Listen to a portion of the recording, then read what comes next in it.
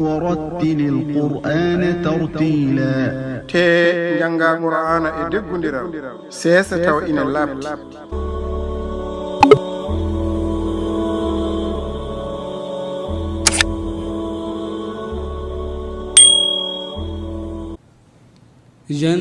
جنات عدن التي وعد الرحمن عباده بالغيب إنه كان وعده مأتيا nambuji nyibal adanin din di jurum dero o fodani jiyabe mum e birni tigine kanko woni mo fodore mum woni arore لا يسمعون فيها لغوا إلا سلاما ولهم رزقهم فيها بكرة وعشيا benanata nder ton puik so wonatan kisal te ina wodani be nder ton jedu mabbe be tawe e kikide تلك الجنة التي نورث من عبادنا من كان تقيا ngun woni nam ngumin don tinta ben jiyabe amen wonnobe hulbe Allah وما نتنزل إلا بأمر ربك له ما بين أيدينا وما خلفنا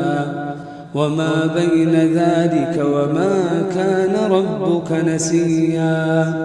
minen min tellinta so wona e yamirore joomi ina wodani dum ko min kuufi yeso amen e dum ko woni caggal amen e ko woni hakkunde dum e te joomi wona jejjito رب السماوات والأرض وما بينهما فاعبده واصطبر لعبادته هل تعلم له سميا jom kam mujidi e leydi ndi e dum ko woni hakkunde may wadde rewmo e muncho e rewdem mbele ada andani mon to koraju ويقول الإنسان أإذا ما مت لسوف أخرج حيا e neddo ina wiya mbele so tawi mi mayi mami yaltinoy mido wuri أولا يذكر الإنسان أنا خلقناه من قبل ولم يك شيئا mbele neddo siftorta ko minen tagi dum gila ko adi te wonano hay hunde فوربك لنحشرنهم والشياطين ثم لنحضرنهم حول جهنم جثيا mi woniri joomi mami mobbe kambe e seytaneji reft mamin jettin sawndoji kobbogol jahannama abe dicci ثم لننزعن من كل شيعة أيهم أشد على الرحمن عتيا reft mamin do fiwde e kala gomuyi ben e mabbe burnobe sattude gaajugol faade e jurum dero o ثم لنحن أعلم بالذين هم أولى بها صليا reft minen buri andu ben burbe handude e sumede e maggol وإن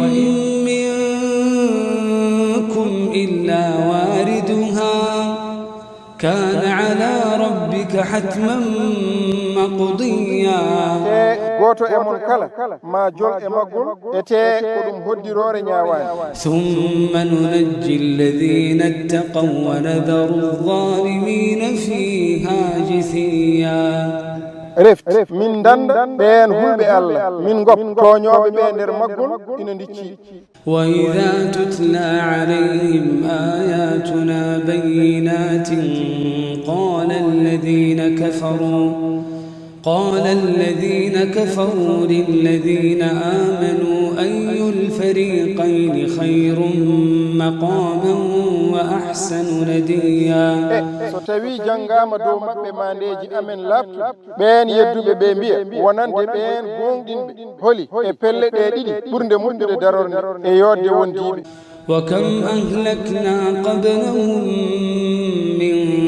قرن هم أحسن أثاثا ورئيا wono foti min bomi ko adibe e yontaji tawi ben buri yodde ngaluji e peñ jallungol